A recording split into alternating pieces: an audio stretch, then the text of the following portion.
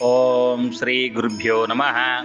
ಓಂ ಶ್ರೀ ರಾಘವೇಂದ್ರಾಯ ನಮಃ ಎನ್ನುವ ಮಂತ್ರ ಕೇವಲ ಪದಗಳಲ್ಲ, ಅದು ಭಕ್ತಿ ಮತ್ತು ಗುರುವಿನ ನಡುವಿನ ಅವಿನಾಭಾವ ಸಂಬಂಧದ ಸಂಕೇತ.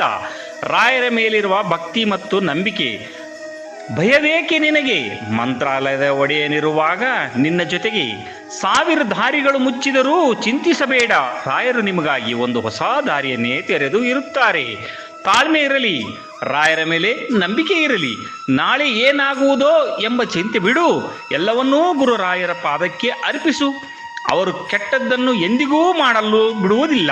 ನಿನ್ನ ಪ್ರಾರ್ಥನೆ ತಡವಾಗಿರಬಹುದು, ಆದರೆ ವ್ಯರ್ಥವಾಗುವುದಿಲ್ಲ. ರಾಯರ ಕಾಲಚಕ್ರದಲ್ಲಿ ಎಲ್ಲದಕ್ಕೂ ಒಂದು ಸಮಯವಿದೆ. ಕೈ ಬಿಡದ ಗುರು ನೀನು, ಕಣ್ಣಿಗೆ ಕಾಣುವ ದೈವ ನೀನು. ನಮ್ಮ ಪ್ರತಿ ಉಸಿರಲ್ಲೂ ನೀನಿರುವೆ ಗುರುರಾಯ. ನಂಬಿದವರ ಪಾಲಿನ ಕಾಮಧೇನು ಕಲ್ಪವೃಕ್ಷ.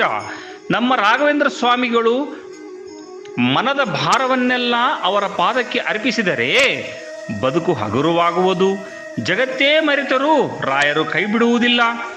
ಆ ಮಂತ್ರಾಲಯದ ಪ್ರಭುವಿನ ಮೇಲೆ ನಂಬಿಕೆ ಹೊಂದಿದ್ದರೆ ಸಾಕು, ಎಂತಹ ಕಷ್ಟವು ಮಂಜಿನಂತೆ ಕರಗಿ ಹೋಗುವುದು. ಭಕ್ತನ ಕಣ್ಣೀರು ಹನಿ ನೆಲಕ್ಕೆ ಬೀಳುವ ಮೊದಲೇ ಓಡಿ ಬರುವವರು ನಮ್ಮ ರಾಯ. ಅದುವೇ ಭಕ್ತ ಮತ್ತು ಭಗವಂತನ ನಡುವಿನ ಅನುಬಂಧ. ರಾಯರ ಭಕ್ತಿ ಎಂದರೆ ಕೇವಲ ಪೂಜೆಯಲ್ಲ, ಅದು ಅವರಿಗೆ ನಮ್ಮನ್ನು ನಾವು ಸಂಪೂರ್ಣವಾಗಿ ಅರ್ಪಿಸಿಕೊಳ್ಳುವುದು.